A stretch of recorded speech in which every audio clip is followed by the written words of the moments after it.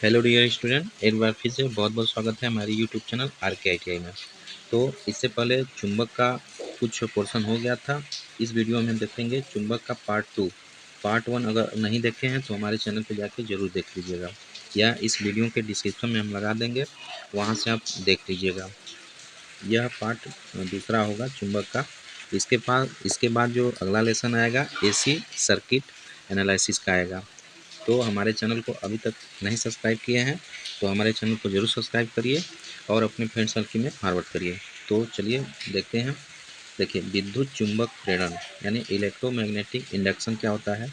यदि किसी चालक को चुंबकीय क्षेत्र में गतिमान किया जाए तो उसकी गति से चुंबकीय बल रेखाओं का छेदन होता है। छेदन यानी क्रॉस करता है, तो उस चालक में विद्युत वाहक बल पैदा हो जाता है। इस सिद्धांत की खोज माइकल फैराडे नामक वैज्ञानिक ने की थी। माइकल फैराडे बहुत ही माने जाने इलेक्ट्रिकल के वैज्ञानिक थे, है ना। तो उन्होंने वैज्ञानिक नामक खोज की थी। इसका उपयोग जो है DC जनरेटर में किया जाता है। ठीक है। फैराडे के विद्युत चुम्बकीय प्रेरण के दो नियम थे। ठीक, पहला नियम क्या था। प्रथम नियम, यदि किसी चालक में से गुजरने वाले चुंबकीय फ्लक्स की मात्रा में परिवर्तन होता है तो उस चालक में विद्युत वाहक बल पैदा होता है।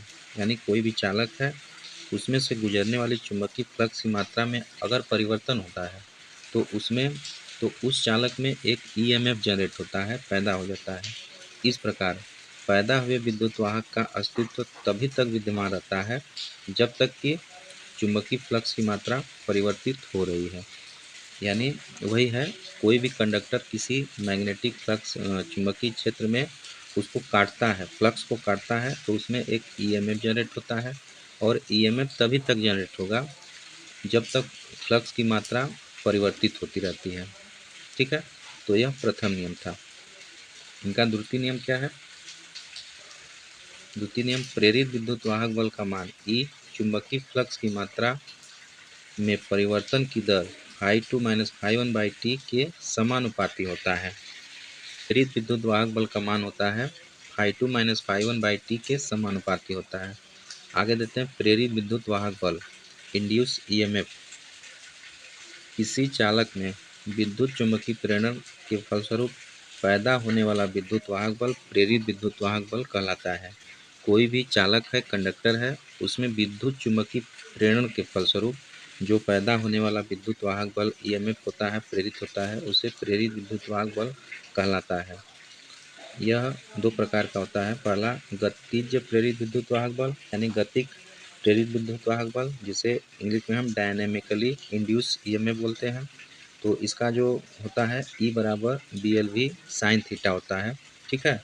यह नियम जनरेटर में काम आता है। जो गतिक यानी डायनेमिक इंड्यूस EMF होता है, यह जनरेटर में काम होता है। इसका जो ये होता है EMF होता है BLV साइन थीटा होता है। जहाँ E प्रेरित विद्युत वाहक बल वोल्ट में, V चालक की गति मीटर पर सेकंड में, B क्या है चुंबकीय फ्लक्स घनत्व वेबर पर मीटर स्क्वायर में। यहाँ जो V है, V का मतलब वोल्टेज नहीं है, V क्या है चालक की गति है, मीटर पर सेकंड में है। ठीक है। उसके बाद L जो है चालक की लंबाई है मीटर में, और दिशा की कोज्या है यानी स्वाइन है। ठीक है। दूसरा है स्थितिक प्रेरित विद्युत वाहक बल। स्थितिक मतलब स्थिर होकर यह विद्युत धारा प्रवाहित करता है। ठीक है। इसमें E बराबर -NdΦ/dt। ठीक है। इसका जो फार्मूला होता है E बराबर -NdΦ/dt होता है। यह नियम अल्टरनेटर में काम आता है। ठीक है। जहाँ N बराबर कॉइल और प्लेट की संख्या यानी नंबर ऑफ टर्न होता है N बराबर, और d फाई का मान चुंबकीय फ्लक्स की मात्रा में परिवर्तन, मात्रक होता है वेबर, dt समय सेकंड में। ठीक है। नोट, माइनस चिन्ह दर्शाता है कि प्रेरित विद्युत वाहक बल की दिशा चुंबकीय फ्लक्स परिवर्तन की दिशा की विपरीत होती है। ठीक है। इसमें माइनस यही इंडिकेट करता है। जो लोड स्टोन होता है, यह एक प्राकृतिक चुंबक होता है। लोड स्टोन जो है प्रायः पहाड़ से हम खानों से हम खोद कर निकालते हैं, यह प्राकृतिक चुंबक में आता है। नर्म लोहा अस्थायी चुंबक में अनुपयुक्त तथा विद्युत चुंबक बनाने में उपयुक्त उपयुक्त होता है। यानी जो नर्म लोहा होता है उसी का हम मोटर वगैरह में उसका कोर बनाते हैं, जिस पे हम बाइंडिंग लपेटते हैं। ठीक है। उसके बाद किसी चुंबकीय पदार्थ में चुंबकत्व पैदा होना इलेक्ट्रॉन की चक्रण व कक्षीय गति का परिमाण होता है। ठीक है। किसी चुंबक की सामर्थ्य शक्ति सिरों पर अधिक होती है। यानी चुंबक में दो पोल होता है, एक नॉर्थ पोल होता है, दूसरा साउथ पोल होता है। तो उसके जो जो सामर्थ्य यानी पावर जो होता है उसके सिरों पे अधिक होता है कंपेरिजन टू मिडिल में। ठीक है। तो चाहे देखिए चुंबक का कितना ही हम भाग कर दें, पार्ट कर दें, लेकिन लेकिन उसमें दो पोल रहता है, सदैव दो पोल रहता है। पहला NS यानी नॉर्थ पोल और साउथ पोल हमेशा रहता है, यह कभी जुदा नहीं होता है। ठीक है। फेरिट्स चुंबक होता है Fe2O3 से बनी होती है। जो फेरिट्स चुंबक होती है Fe2O3 से बनी होती है। चुंबक के जो है समान ध्रुवों में प्रतिकर्षण तथा विपरीत ध्रुवों में आकर्षण होता है। ये बहुत इंपॉर्टेंट है। मतलब समान पॉजिटिव है तो एक दूसरे को रिपेल यानी प्रतिकर्षित करेगा। ठीक है। यानी अगर एन पोल है और ए भी एन पोल है तो यह एक दूसरे को प्रतिकर्षित करेगा, सटेगा नहीं, एक दूसरे को रिपेल करेगा, मतलब बाहर की ओर ठेलेगा। अगर पहला एन है और दूसरा एस है तो एक दूसरे को यह आकर्षित करता है। ठीक है। तो इसलिए जो समान ध्रुवों के जो होते हैं वह प्रतिकर्षित करते हैं तथा विपरीत ध्रुवों में आकर्षण होता है। एन पोल और एन पोल रहेगा तो ये प्रतिकर्षित करेगा, वही एन पोल और एस पोल रहेगा तो आकर्षित करेगा। ठीक है। याद रखेंगे आप, ये बहुत इंपॉर्टेंट है, पूछता है। आगे देखते हैं लेंज का नियम। तो उत्पन्न ईएमएफ उस धारा का विरोध करता है जिसके कारण वह पैदा होता है। ठीक है। लेंज का नियम जो है, उत्पन्न जो ईएमएफ होता है उस धारा का विरोध करता है जिसके कारण वह पैदा होता है। जैसे एग्जाम्पल के तौर पे देखते हैं, स्विच को जब हम ऑन या ऑफ करते हैं तो उसमें सिर्फ स्पार्किंग आती है। आप कभी स्विच को ऑन ऑफ करिएगा, उसमें देखते हैं थोड़ा सा चिंगारी जैसा आता है, तो वही जो है लेंज का नियम उस पर लागू होता है, क्योंकि वह जिससे वह उत्पन्न होता है उसी का वह विरोध करता है। ठीक है।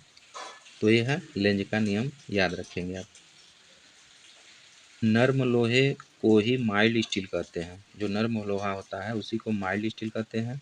वह बल जो फ्लक्स को गतिमान करता है चुंबकीय वाहक बल MMF कहलाता है।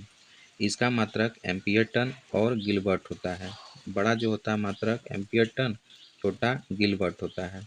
यानी जो इलेक्ट्रिकल में आपका EMF होता था जो करंट को फ्लो कराने में मदद करता है, उसी प्रकार विद्युत चुंबक में MMF होता है, मैग्नेटोमोटिव फोर्स होता है, जो फ्लक्स में सहायता करता है। ठीक है। आगे है दो समांतर धारावाही चालक के मध्य बल चालकों के मध्य दूरी के विलोमानुपाती होता है। दो समांतर धारावाही चालकों के मध्य बल जो होता है चालकों के मध्य दूरी के विलोमानुपाती होता है।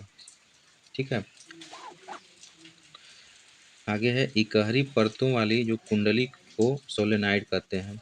सोलेनाइड का मतलब ये जो कुंडली होती है इसी को हम सोलेनाइड कहते हैं, इकहरी ध्रुवों वाली को। दो समांतर चालकों में यदि एक ही दिशा में करंट बहता है तो चुंबकीय बल के कारण एक दूसरे को आकर्षित करते हैं तथा विपरीत दिशा में करंट बहता है तो प्रतिकर्षित करते हैं। जैसे देखिए, ये दो जो चालक होते हैं इसमें करंट एक ही दिशा में बह रही है, तो यहाँ पे क्रॉस होता है, यहाँ पे डॉट होता है, यहाँ पे क्रॉस, यहाँ पे डॉट, तो एक ही दिशा में बह रही है तो डॉट और क्रॉस रहेगा तो एक दूसरे को आकर्षित करता है। वही क्रॉस और बाहर से डॉट है तो यह भी एक दूसरे को आकर्षित करता है ना। अगर ये डॉट और डॉट रहता तो यह प्रतिकर्षित करता। ठीक है। यहाँ पे डॉट और क्रॉस है। डॉट क्रॉस का मतलब अंदर की ओर और डॉट का मतलब बाहर की ओर होता है। ठीक है, क्रॉस जो है क्लॉक वाइज में होता है और डॉट जो है एंटी क्लॉक वाइज में होता है। ठीक है, तो याद रखेंगे आप, दो समांतर चालकों में यदि एक ही दिशा में धारा प्रवाहित हो रही हो तो करंट बहता है। करंट बह रहा है तो चुंबकीय बल के कारण एक दूसरे को आकर्षित करता है। यही एक ऊपर की ओर एक नीचे की ओर बहता, तो यहाँ पे क्रॉस हो जाता, यहाँ डॉट हो जाता, फिर यहाँ आपका क्रॉस हो जाता, यहाँ डॉट हो जाता, तो डॉट डॉट है तो यह एक दूसरे को प्रतिकर्षित करता है। ठीक है, अगर विपरीत दिशा में रहता तो आकर्षित न करके विकर्षित करता। ठीक है, तो यहाँ आप याद रखेंगे। आगे चुंबक का रासायनिक सूत्र Fe3O4 होता है, फेरिक ऑक्साइड बोलते हैं। Fe3O4 होता है, फेरिक ऑक्साइड बोला जाता है। ठीक, याद रखेंगे फेरिक ऑक्साइड। जो एम्पियर का जो नियम होता है ओवरहेड लाइन में धारा की दिशा ज्ञात करने में किया जाता है। फ्लेमिंग का दाएं हाथ का जो नियम होता है वह जनरेटर में उत्पन्न ईएमएफ ज्ञात करने लिए किया जाता है। फ्लेमिंग का जो दाएं हाथ का नियम होता है और बाएं हाथ का जो नियम होता है वह मोटर की घुमाव की दिशा ज्ञात करने के लिए किया जाता है। लेंज का नियम चुंबकीय क्षेत्र में घूमती डिस्क आदि में एडी करंट, भौर धारा आदि की दिशा ज्ञात करने के लिए किया जाता है।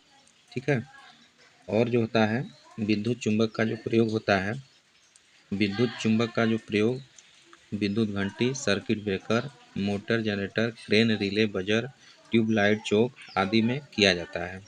ठीक है, अस्थायी चुंबक का उपयोग मापक यंत्रों, डायनमो, हेडफोन, लाउड स्पीकर, चुंबक की सुई में किया जाता है। ठीक है, जो अस्थायी चुंबक होता है छड़, यू आकृति, बेलनाकार, हारशू, सुई, रिंग इत्यादि जैसा होता है। ठीक है, चुंबक वाहक बल का एक और मात्रक गिलबर्ट होता है और दूसरा मात्रक क्या होता है, एम्पियर टर्न होता है। ठीक है, एमएमएफ। ठीक, तो दोस्तों आज के लिए बस इतना ही रहने देते हैं। और जो भी चुंबक में इम्पोर्टेंट था तो इस वीडियो में हम डिस्कशन कर चुके हैं और इससे पहले जो पहला लेक्चर लिए थे उसमें डिस्कशन कर चुके हैं। तो आगे जो भी चैप्टर होगा वह एसी सर्किट का होगा। तो अभी तक हमारे चैनल से नहीं जुड़े हैं तो हमारे चैनल को ज़रूर सब्सक्राइब करिए, क्योंकि ये आईटीआई स्टूडेंट के लिए ही डेडिकेटेड चैनल है। ठीक है, तो मिलते हैं नेक्स्ट वीडियो में। अपना ख्याल रखिए और मस्त रहिए। तब तक के लिए जय हिंद, जय भारत।